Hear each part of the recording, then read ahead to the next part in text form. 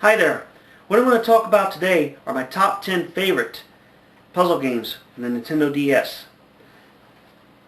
The first one's going to be Tetris for the DS. My very first handheld game of all time was for the Tetris for Game Boy. And I remember taking it to work one night and playing it for the entire 8 hours of the shift. And it was the fastest shift of my life. Not only does this have Tetris on it, but it's got a bunch of different modes to keep you occupied. There's a puzzle mode where you have to solve a Tetris a certain way. There's a challenge mode where you have to meet certain missions, like get 3 lines in a row, 4 lines in a row, stuff like that. It's a very excellent Tetris collection for any Tetris fan. I highly recommend it. My next game is a sequel to the Game Boy Advance game, Mario vs. Donkey Kong. This is Mario vs. Donkey Kong 2, March of the Minis. And in both games, you're Mario, and you're stuck in this room that are full of traps and switches. And you have a little squad of mini Marios that you send out to set off these traps and switches so that you can open up the exit so you may escape. And the colors are bright, the puzzles are challenging and satisfactory. My next game is a very underrated game by the critics. It's called HONEYCOMB Beat. And what it is it's a bunch of hexagons set up in different formations. And what you have to do is you have to touch a hexagon to change its color. And the object of the puzzle is to make sure that all the hexagons are one color. It's a very challenging game. The graphics are simple. Maybe that's why they didn't like it. But it's also got a survival mode on here. But it's a great game. I'd recommend it for any puzzle fan. My next game is POLARIUM. And it's kind of a port of a Game Boy Advance game that first came out in Japan. I remember importing it. And what you have are a bunch of tiles. They're either gray or black. And using one stroke of your DS, without taking it off the screen, you have to change the tiles into one color, either gray or black, and make them all either a row of straight lines or just make it all one colored block. It's very simple. Very challenging puzzles. METEOS is 7 spelled backwards, and it's an electronic version of that classic game where you have 7 different pieces of paper cut into 7 different shapes. And what you do is you take those 7 pieces of paper and you manipulate them into one big shape. There are 500 shapes in here for you to try and match, and what's really great about this game is it's a lot more challenging than you'd think it would be. You'd think, you got 7 pieces, there's only so many places they could go. But I'll tell you what, some of these puzzles will keep you occupied for hours.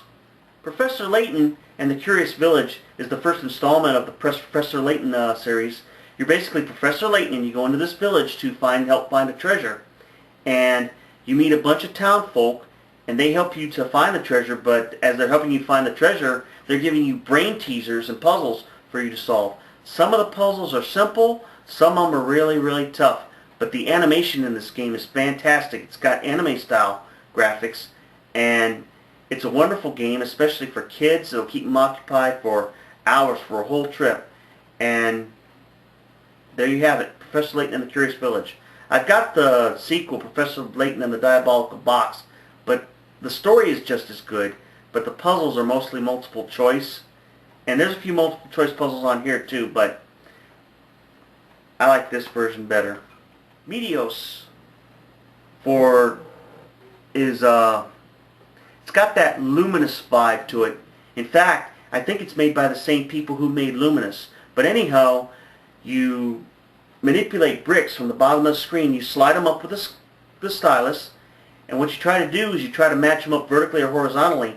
And what they do is they shoot up into the top of the screen so that you can clear the board. And not only does those bricks shoot up, but any bricks that are laying on top of them shoot up too. And depending on the gravity of the planet that you're on, they'll make them disappear.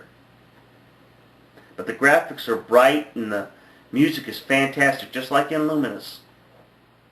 Henry HATSWORTH and the Puzzling Adventure is a platform puzzle hybrid. What you do is on top with the platformer is you fight off enemies, and what they do is they slide down to the bottom screen. And what you have to do is eventually switch to the bottom screen, and they turn into blocks, and then you line the blocks up in the match 3 so that the enemies will finally disappear. Because if you don't, they'll get to the top of the screen, and then they'll become 10 times more powerful after they get back up to the top of the screen. And not only do you kill enemies down at the bottom, but it's got a meter to it, and the higher that meter goes, the more powerful you become on the top screen.